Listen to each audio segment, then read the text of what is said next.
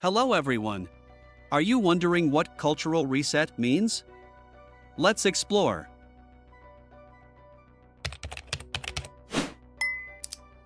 A cultural reset refers to a significant moment or event that changes cultural trends or norms, often creating a lasting impact on society or a particular community.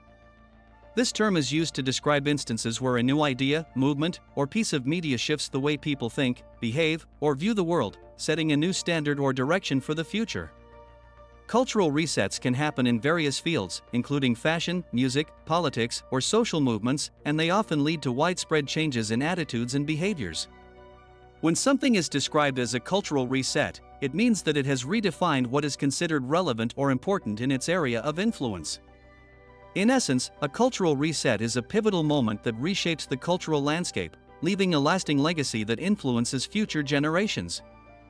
Please like the video and leave a comment to support my job. Thank you for watching and see you later. Goodbye.